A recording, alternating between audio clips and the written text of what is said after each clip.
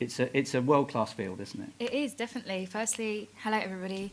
Thank you, I'm going to say so much for coming in person. If you came in person, thanks for looking at the live stream. If you did, if you're looking at the live stream, obviously it's lovely to be back at a home Diamond League. It's been an incredibly long time for me. I think most of you that know me know that I'm not a stato, so if I'm wrong, please just edit it out and correct me. But I think this is the first time that I'll be running in the UK after at a Diamond League after the World Champs. So it's going to be really exciting to obviously line up with the funky World Champ vest and get to represent Britain, I guess, in the best way that Have you run at Gateshead before? I've run when at was the last English time? schools. English schools. In Gateshead when I was I want to say 14, 15, but again, if that's wrong, please clear that up. But yeah, when I was really young. So Did you win? Yeah, I think so. Yeah. Undefeated. So far, yeah, it's going to be nice coming back. I do actually remember it's got a really nice indoor straight, which obviously considering the weather, I'm fantastic, very useful. But yeah, it's been a while. Do you, ahead of a home meeting, do you get nervous? Do you feel tense? No, not really. I don't think I really get nervous at all for anything really anymore. I think when I was much younger coming onto the Diamond League circuit, I used to get a bit more nervous, but now it's more just anticipation, excitement. But no, I'm sorry to be boring, I don't really get too nervous before any races anymore, because yeah, you train well and you do enough practice. There's not really any need for it. What constitutes success for you tomorrow? What would you be happy with? What would you be delighted with? Oh, obviously I'd be delighted to just go out there and run really, really fast, incredibly. And like any athlete would, you want to go out there and just put together a fantastic performance. For me, I'm looking to transfer everything that I've been really fortunate to have had the time, obviously with the pandemic, to work on in training and be able to put it together and put together a race that I think my coach and I would be really happy with tomorrow. Okay, well, Laura has been primed on some of the questions that I'll come back to you with. You are the showstopper tomorrow, the final act. Nothing less than a win would satisfy you?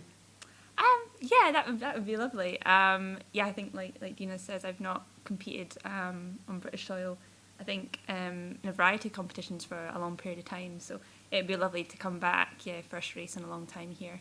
And get a win. That would be great. And your previous with Gateshead goes back quite a long way as well, doesn't it? Yeah, I was a bit worried. I was like, have I run Gateshead? I don't know. And I think I had a little stat check. I think it was 2011, so about 10 years ago. But I didn't win. So hopefully I'll win tomorrow. But I think I ran 4:51 for the 1500, so hopefully a bit faster than that tomorrow. And your winter, apart from having to switch track to places like Dubai and other places that you wouldn't otherwise spend time on a training camp with, it's been pretty uneventful. It's in a good way. You've had no real setbacks. You've raced in the way that you wanted. Yeah, I mean, things have been, they have been tricky with the likes of travel restrictions and things, but I think on the whole we've managed to do, really, really well, and a big credit to my agent and my coach for trying to sort me out with races and travel and things and training camps. But yeah, I've been lucky to have a very solid, training block and training over the winter, a lot better than the previous year. So yeah, excited to put that on the track in races this summer. So some of those questions that we talked about beforehand, this is the final week for school leavers, those that are going into doing exams. The two of you are probably among the most academic members of the British team. Nearly got a first in history at King's, qualified vet, Mr. Commonwealth to qualify as a vet. Do you miss it? Do you keep your hand in with things like that? What do you do for your academic side? Yeah, well, I'm not practicing as a vet just now, but I do read articles and watch webinars and things to keep my sort of information up to date, and currently involved with the SSPCA, so that's the Scottish Society for the Protection to Cruelty to Animals, charity in Scotland, so involved with them in a few campaigns to raise money as well, which has been really nice. Dina, how do you satisfy your academic? I write now and again, which I guess is the thing that doing, obviously, a humanity and an essay subject, that's something that I thoroughly enjoy. And yeah, I've been doing that now and again. I just finished having a column with the Telegraph, I think, at the beginning of the year, so I've been a bit freer and writing for other publications. I think the last one I wrote was for the Players' Tribune, which was very long. I missed my deadline, which I'm sure some of you can hopefully empathise with. But it went out anyway, so we're all good. It's meant to be for International Women's Day a few days later. Oops. But yeah, that is pretty much how, besides reading and just remaining informed and stuff, how I'm exercising that part of, I guess, my personality, my identity. And yeah, I love it. It's a great way to be creative with words. Will you do more of that going forward? Yeah, definitely. I think that it has to be at the right time and about the right things, because I write far better when I'm really, really have something to say about something. So I guess it's all about timing and opportunity and publication. So. Go back to Laura for 3 words to describe yourself and something that nobody knows about you. I'd probably say hardworking, organised. I tend to be very organised with stuff. I'm probably quite quiet as well. Like, if people get to know me, then I can come out my shell a bit. But usually I'm quite quiet with things. And something some people don't know about me, you might have heard it before, but I used to have, growing up, 6 pet rats. Not all at the same time. Sort of over a few years, but my mum got bitten by a hamster when she was little, so she said no hamsters, so I got some pet rats instead. Rats so, instead of yeah. Rats. You still got one? No, unfortunately not, just because I'm away a lot. But they are lovely pets, though, if anybody wants to get a pet rat. Yeah. And what the other one, just so Dina's fully primed, what was the worst school report or open evening comment about you? I think I made the situation awkward myself. It was a parents' night, and I was picking sciences for veterinary, and my French teacher, I think, really wanted me to do French, and I just openly said to him, I really don't like French, I'm not taking it, and like right in front of his face, and I think he was a bit taken aback and a bit insulted, so I was like, oh, I'm really sorry, but I need to go down the science route, so yeah, I made that a bit awkward, yeah. So Dina, 3 words that describe you, something we don't know, and your worst ever school report. I probably think 3 words to describe myself would be hardworking, fast, smiling, and optimistic, and something you don't know about me. I'll come back to that one because I don't know. You know, it's one of those questions when people ask you what you don't know about me, then I'm like, what do I have to say? Like, you guys have known me since I've been like 17, so I'm like, I feel like you know like a lot about me. And worst school report, I have to be boring and say that I don't think I really had bad school reports. Like, to be fair, my mum used to, when I got older, my mum and dad didn't want to go to parents' evening because they just found it quite boring.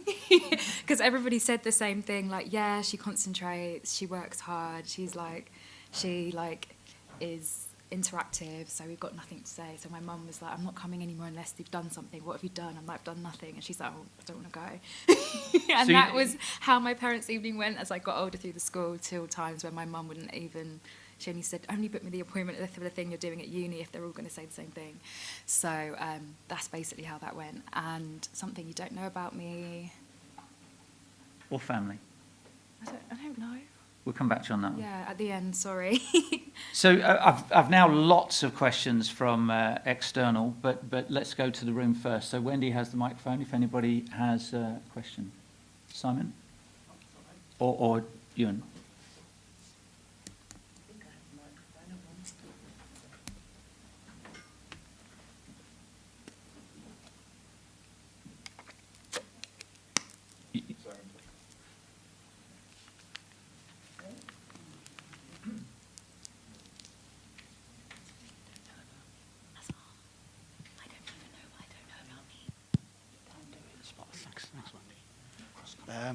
Yeah, I just wanted to go back to your past appearances at Gateshead. It was 2011 when you won the English schools. You won your Heaton final. We were in the same English schools then? Oh, no. No. Not English schools. Oh, yours was the... Sorry, mate. My bad. Sorry. Awkward. Laura, yours was in the Northern Junior League North Division Premier. You finished second in the 800 metres B in 2:16.46. 2:60. Second in the 1500 A in 4:51.84. Yeah. Anyway, just as a matter of fact. The track record there, if you had a look at that, that's Chris Cahill's former Gateshead Harrier, 4:00:57, I think. I think Kirsty Wade nearly broke it a couple of years later. Have you had a look at that, or you? No, you're up to speed on that one yet. No, I hadn't had a look at that, but that's impressive. Yeah, it's fast. Yeah, Is it's that good. something you might be looking at tomorrow, or are you looking at the weather as well? And Yeah, I think we'll just have to look at the weather come tomorrow. But yeah, I definitely wouldn't rule off the cards. You know, feel like I'm in good shape, and yeah, hopefully the weather will be okay come last thing tomorrow night. But yeah, it's good to know. Thank you. That. Could I just ask you one thing, Dina? Obviously, you've got these big guns to face tomorrow night. Is it quite nice for you? I mean, all the attention, we used to come to these things and it's Dina this, Dina that, and now other people are getting a bit of attention. Is it nice to sort of come in a little bit sideways, maybe, on this occasion?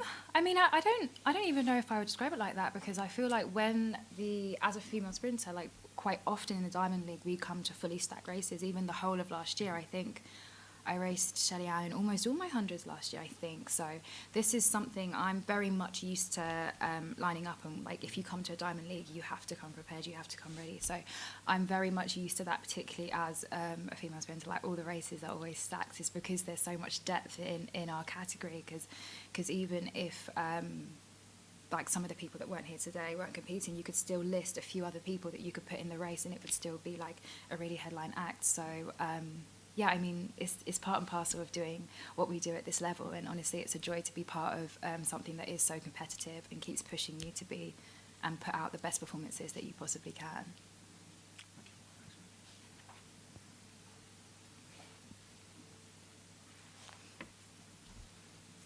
Grab it off her, Ewan. Oh yeah, pandemic. Oh, it's got to be sanitised, sorry. Well, let me go to the externals, and we've had more than 20 questions from the national papers, so I'll try and ask at least one per publication. So the first one's for Laura. What decision process would there be for a 1,500, 5,000 metre double in Tokyo? And perhaps we should start with the trials. What's your chosen event there? Have you decided?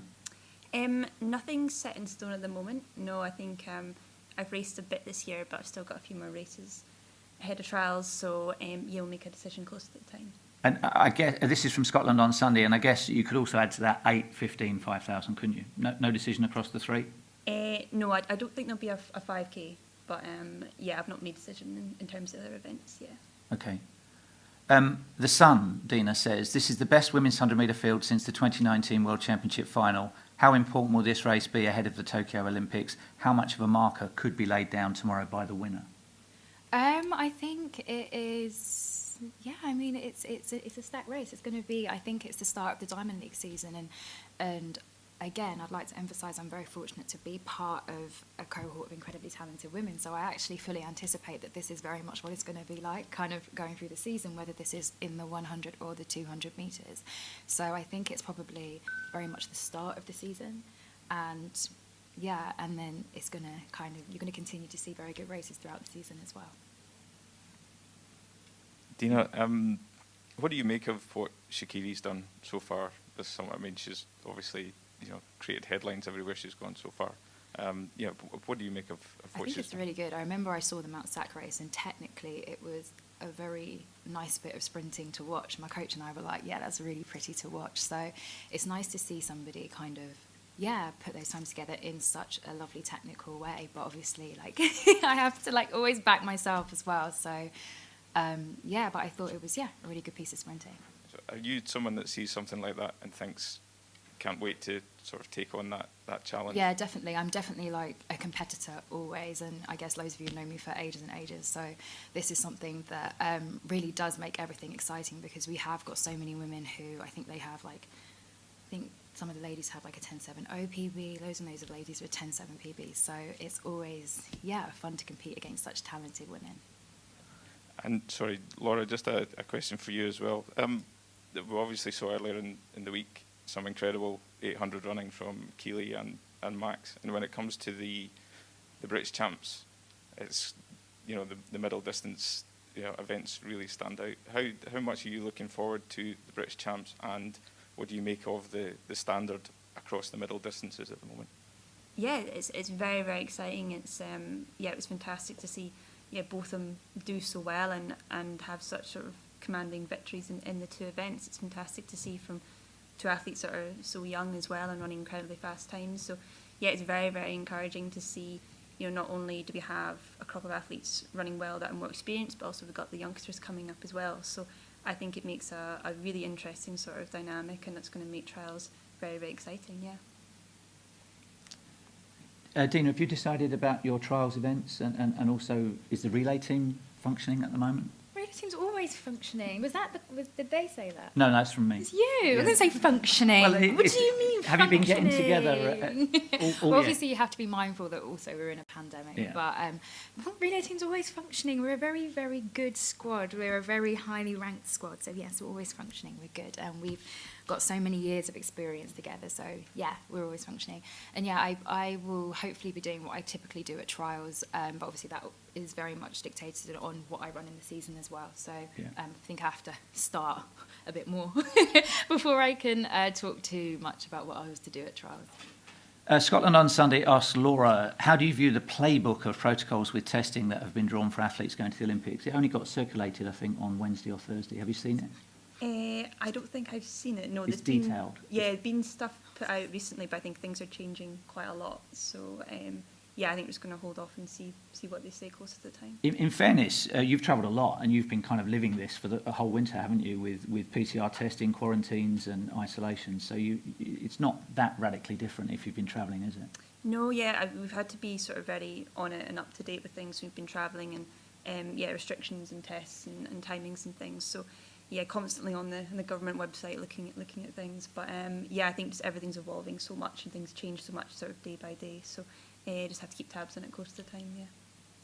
Dina, Daily Mirror says, morning, Dina. Hi.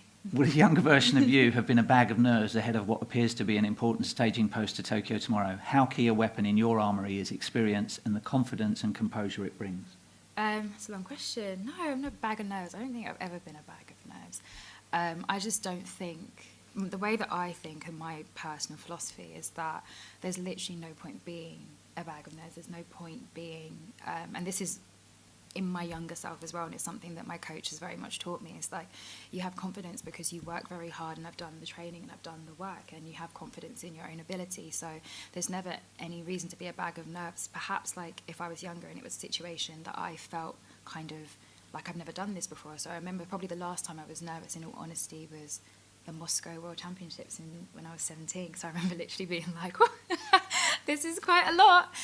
But, and that went well. So after that, I've been like, I'm never going to be that young, that quote unquote inexperienced and in kind of a situation that was so new to me ever again. So when you think about stuff like that, there's never a bag of nerves. And again, it's the beginning of the season. It's very much the start of what is probably going to be a matchup that we're going to see replicated throughout the season in a number of different countries at a number of different Diamond League meetings. And yeah, it's the start of what hopefully will be a really fun summer and a really exciting series of races. Have you thought of anything that we didn't already know about you? Oh my God, I did. You told me what to say and I forgot. Cross country. Sorry, yeah, my mum, sorry, I mean, that's really underwhelming, isn't it? Yeah, my mum used to do cross country, but I feel like people actually know that, so please come back to me. I did actually think of something, but I forgot. So come All back right. to me, please. Should we go to Laura? We're getting so many questions. I'll do my best to get through a few of them. Laura, your Daily Telegraph says, you're now 28 and experienced at all major champs. Have you now reached a stage where you expect yourself to win an Olympic medal recently, especially given the solid winter and lack of recent injuries? I think that's quite a hard question. I think it's, I never expect to win an Olympic medal. It's incredibly, incredibly tough just to, make Olympics. You've got to make the final as well. And the events are so strong just now too. So I would never expect to win a medal. I know you have to work incredibly hard to get there. But I would be hopeful that I could win a medal. I've been lucky that I've been very consistent with my training over the winter, and races have gone really well this summer already. So yeah, I'm hopeful that I can win a medal, and if I could, that would be fantastic. Dina, you can handle this one, I know. Even though we're here promoting meeting tomorrow, The Sun says, Adam Jamili spoke eloquently this week about taking a knee at the Tokyo Olympics. He says the IOC are wrong to ban it. What's your view? Would you consider demonstrating if you win a medal in Japan? Oh, I didn't know Adam said that. Go on, Adam. But I think it is a shame that that kind of restriction has been put in place, especially when you consider what's happening in the world right now, and even like situations of this week across the world in many different countries.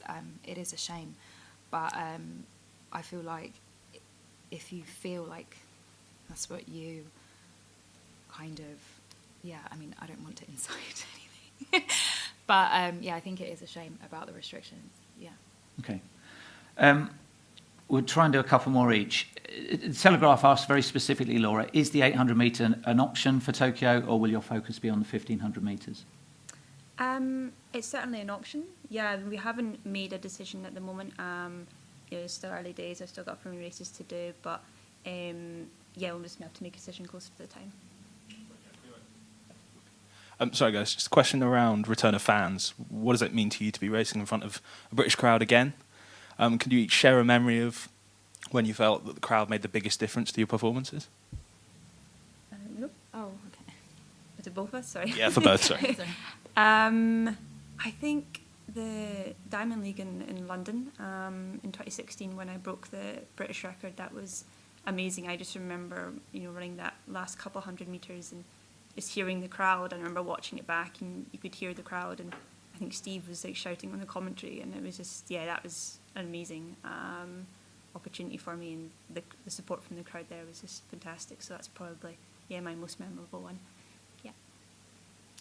I think the crowd does make a huge difference. I remember when I went sub-11 at the 2015, I think I was 19, so the 2015 London Diamond League, that was really, really special.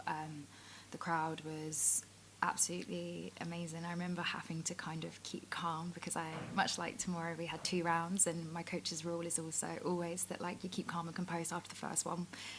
Despite whatever happens, because you have to run another one. So if you're super excited, it's very hard to come back down to a sensible racing temperament.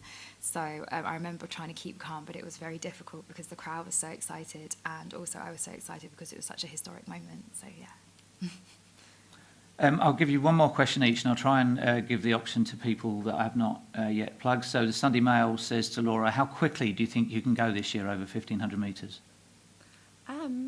Well, I'm not too sure, to be honest. I mean, I think I am in PB shape. I've been running a few PB sessions, and my PB is 3:55. So if I could get close to that or better than that, then that would be fantastic. I don't know what racing opportunities there will be to run super, super fast. But I certainly think that's sort of the ballpark that I'm in at the moment.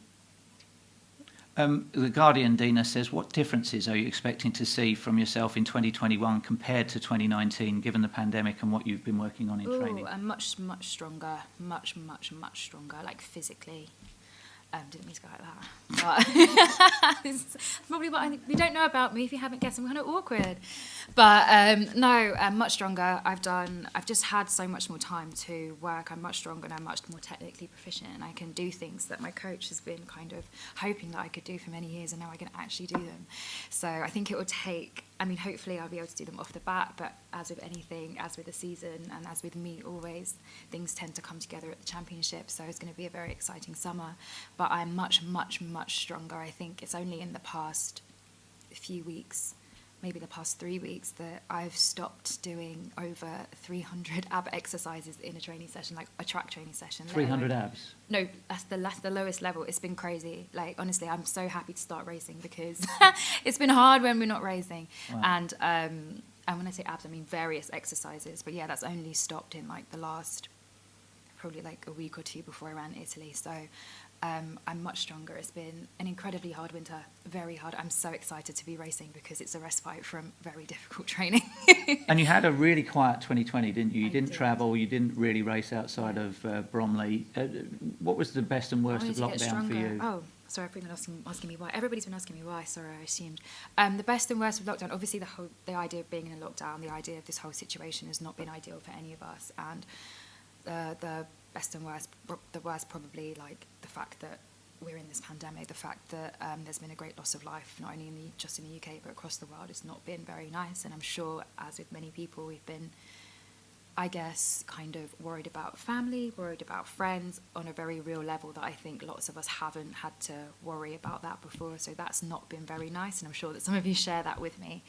But the best, I think, personally for me, it was a nice kind of, it was a change of pace from my life, because I have to admit, my life was, even though it was progressive, it was changing quite quickly every single year, and it's nice to be able to kind of, step back and take a breath, because it was a lot. It was a change, especially as lots of you in the room have known me since I've been a teenager, and suddenly like I'm on TV and now I'm like, it might be fun for like everybody to see, but I'm like, oh, this is a lot. I'm not used to this. So it was nice to be able to kind of really get used to that and actually understand what it means and kind of get used to it, and also the extra time to training, and I've got so much more time to get stronger and work hard if you don't race as much. So yeah, that. So supreme abs now. Oh no, I wouldn't say that. I mean, actually, Good abs, yeah, good abs. yeah, no, I can say that now. Supreme But yeah, supreme's a strong word, but John has not, taken it easy on me at all. So. Laura, what was the? I mean, you have kept training, kept travelling, kept racing. So what was the best and worst of lockdown for you? I think it was nice to have some time at home. Like, that was probably the longest stint I've had at home for a long period of time. So, it was just nice just to, have a bit of home time. As much as I couldn't see sort of friends and family, that was really, really hard. That probably was the hardest point. You know, having your family like half an hour down the road and not being able to go and see them was very difficult. And like Dina says, worrying about a lot of people as well. But luckily now things are looking a bit more positive this year, and we're able to move around, we're able to see people, which is great. How does the 29 version of you compare to 2021? You actually picked up a fairly critical calf injury, didn't you, in the countdown to Doha? Yeah, that was pretty stressful. That was a big tear in my calf I sustained at the London Diamond League just a couple months prior to Doha. So that was really, really hard. But I think that just showed me sort of how resilient that I was, and to come back from that and to perform how I did in Doha, and to be able to run as well as I did off the training that I did, actually gave me a lot of confidence as well. So it's been very, very good to have a very solid stint of training over the winter, and I feel a lot fitter than this year than I would have been this time last year. So fingers crossed everything's a bit smoother in the run up to Tokyo. Any more questions in the room? Yes. Laura, do you think that your medical scientific background gives you an advantage in terms of managing risk with COVID? I mean, I speak as having a daughter who's a doctor who's always advising me. Yeah, I think it does help quite a lot, actually. Yeah, during vet school we do a variety of topics and things, and epidemiology and the spread of viruses and diseases is one of the things that we focus on quite a lot. And so even before COVID hit, I would always have like hand gel, be washing my hands, not touching door handles, stuff like that when I'm traveling, to try and avoid getting sick. So it does help a lot, I think, to have that bit of understanding around how things spread and how to avoid that, to stop getting sick. Fine. You've got, because of your family background in pole vault, you've got a personal best going back to age. I don't. 6, 7. Yeah, 6, 5. Which is quite unusual for pole vault. Yeah. There's not too many kids of 6 who've Yeah. got a pole vault personal best. Was there any danger at any point in your development that you might have gone to baseball? Because there's a bit of a family strand of that, isn't there? Yeah. The middle brother, he wasn't that big in the pole vault. He almost more just did it just to keep somebody competitive with me. He more did it as like a favor to me. Because when I would want to go in the backyard and I'd want to jump, I didn't feel like jumping by myself, especially if my father wasn't home. And he would just kind of go out there just to push me. And he didn't really like to do it. But I did love playing baseball. I love playing football. But I was always pretty talented in pole vault, and I always really loved it. And so it was, I don't know, it was going to be hard to not give me the pole vault, I would say. And the fact that you've improved every single year for the last 15, 14 years, whatever it is that a little bit of a pressure that you've got to keep that little sequence going? No. I mean, I think I'm also still pretty young, so I think just naturally I know that I can get better, and just the ways of just getting a little faster, getting a little stronger, as long as I just do the right things in training and stuff like that. So, I am able to clear some higher bars now, especially, but it's still, even if it's a world record, it's still just my personal best.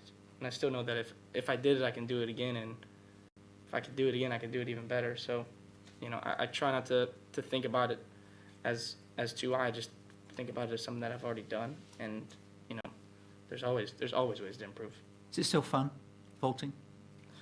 I think these past couple years have been the most fun I've had jumping.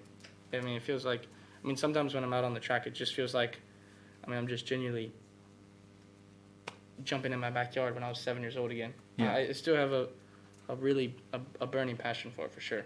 Yeah, absolutely. Shaqiri, will it be fun tomorrow, or is it business? It'll be fun and business. I can't deny the fact that it's definitely business, but if you allow it to be all business, then how will you really enjoy it? And how will you be able to put on your best performance? So, Do you get nervous before races? I mean, yes, I'm human. I'll be lying and say if I don't get nervous, but I don't allow that to consume me because I know what it is. I know I'm confident in my abilities, and at the end of the day, I'm doing what I do every day. So, Jakob, do you get nervous? Still fun? Really nervous. Yeah. Do you? Yeah, I get maybe the last 4-5 hours before the race. I get usually the same mental routine. So I usually get really nervous, even though it's not a big race. And if it's a really big race, it's usually the same. Can you nap and sleep and things? Yeah. That I usually do some naps on the day of the competition, but nerves really helps me being prepared and being mentally prepared for what I'm doing and the challenges that I have had on the day of competition. One of the first events anywhere during lockdown was that 5K that you ran in Norway over a year ago now. It does seem like in the last couple of years you can come out at any month of the year on any surface and race pretty strongly. Is that just a measure of how consistent your training is, or? Yes, mostly, because most of our training is high mileage and threshold training. But I think it's more the mentality of doing more race-specific training in the season or during the summer that it's you feel a little bit more fresh and more ready to run fast. But all in all, physically at least, I think it's almost the same all year round. And just before we go to questions in the room and on the web feed, doubling. What are your thoughts on a possible 5,000 double in Tokyo? Are you concentrating on just one event or considering it? If I can win as much as possible in a short period of time, I want to do that. So what does that mean? If it's possible, then I want to win everything. But if it's not possible, then I have to focus on doing as well as I can in one, and then focus on maybe something else next time. Is your place on the Norwegian Olympic team already guaranteed, or have you got to run the trials or? No, we don't have any trials. We just have to do the standard and show that we're able to run fast when the championship comes. And Shaqiri, by contrast, you have to be on the line in any event you want to be selected for at US trials. What are your thoughts at the moment? right now, at the moment, I am definitely knowing that is going to be, if not one of the most important meets I've ran thus far, and I am looking forward to it. I will be doubling, so I know I have to focus on the one, and I'll finish that one and then transfer my focus over to the 200. So I'm ready. I feel like USA Trials is a mini Olympics itself. Yeah. So and I'm ready relay? for the competition, Relay potentially as well. if possible. Okay, questions from you. Wendy has the microphone, starting with Ewan. Shaqiri, just to follow on from what you were saying about the Olympic trials, how competitive and how difficult an event is it? And also, how do you see, in terms of the profile or raising the profile of track and field in America, how important do you see your contribution to that? I feel like my contribution to honestly, just the track and field in general is just showing people that you can be just as talented, no matter your appearance, no matter, how vocal you are, because at the end of the day, when you step onto the track, we're all doing the same thing. We're all in a lane trying to get down to the finish line first. So I just want people to see that and at the end of the day, all of our end goal is the same, but we don't necessarily all have to walk the same path. No, she's being humble. She's a huge deal. But really, when I tell people in the United States that I went to LSU and I was on track and field team, they always ask me about Shaqiri. And they always bring up him. They bring up her. Were you in any classes together? Did you overlap on your undergraduate? No, we didn't have classes. What did you do? What did you study? I studied psychology. You can't remember what you studied, Mondo. I really don't. It was general business at first, and then I switched it to like sports administration when I kind of figured out that I was probably going to go professional after the season.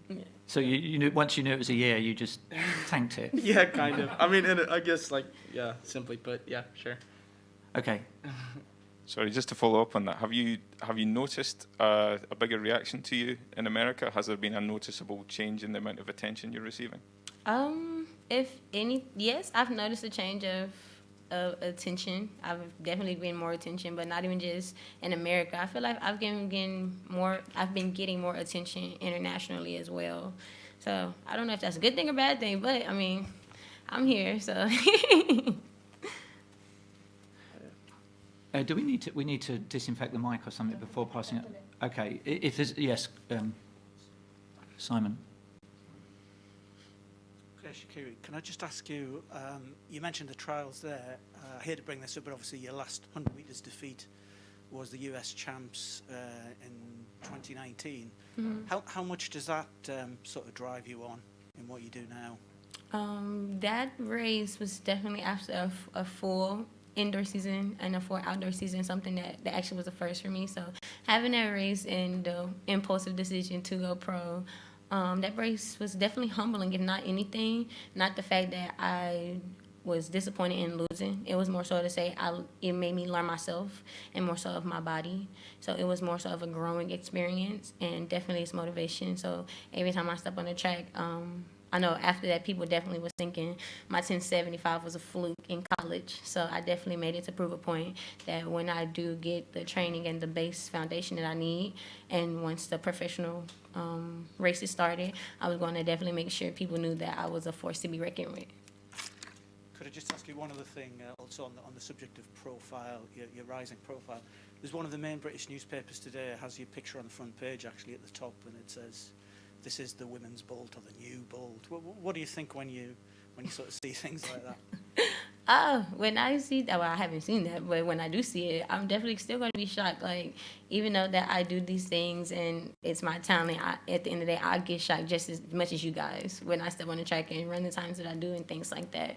But to hear things like that, it just shows people see not only potential in me, but they see greatness in me that I probably would. I see in myself, but more so they're seeing more of it than I am, if that makes sense. Mm-hmm. I'll give you a couple of questions that we've had online. They're both for Shaqiri, both from The Guardian, and they say, how much of a statement are you hoping to make in tomorrow's race, and what should the millions watching your first UK appearance be expecting? Oh, well, what I'm expecting tomorrow is to go out and perform and execute the race that me and my coach have been practicing and preparing for. And for the UK fans watching and everyone else watching, I just continue to just want to show them Sha'Carri Richardson, and every time I step on the track, I'm going to try to do something that I haven't done before. How you had a one-to-one with the media earlier in the week. How did you reflect on that? I'm sorry, what? Your experience of dealing with the British media earlier in the week. The score draw? Dealing with the British media early in the week, it definitely was a learning experience. It showed me and taught me how to more so interact with the media, whether or not if I disagree or agree or like it or dislike it, to keep my composure and to just always remain professional and not let anybody see me sweat. Do you think you're a little bit misunderstood, perhaps? Oh, most definitely. I know I'm misunderstood. That's not a question. But at the same time, I'm not trying to be understood. If you don't understand me, then that's fine. But just don't disrespect me. The Guardian also says, and it's for you, Sha'Carri, this week the British sprinter Adam Jamili said he would take a knee at the Tokyo Olympics in support of Black Lives Matter if he won a medal. And he predicts that all hell would break loose if the IOC tried to stop athletes protesting. Where do you stand? Oh, most definitely. I feel like I am a big advocate for Black Lives Matter. I'm a proud Black woman. Part of why I'm so successful and I'm so motivated is because of my Black history. And I definitely want to be part of that. So definitely going into that, of course, they've said their opinions and they've said their restrictions. But at the end of the day, we as people, we have our own beliefs. We have our own rights. At the end of the day, you have to know when the right time to stand for something right. You have to know when you have that platform, how to use it in a correct way. So I'm definitely going to show the world that Black Lives Matter forever and always.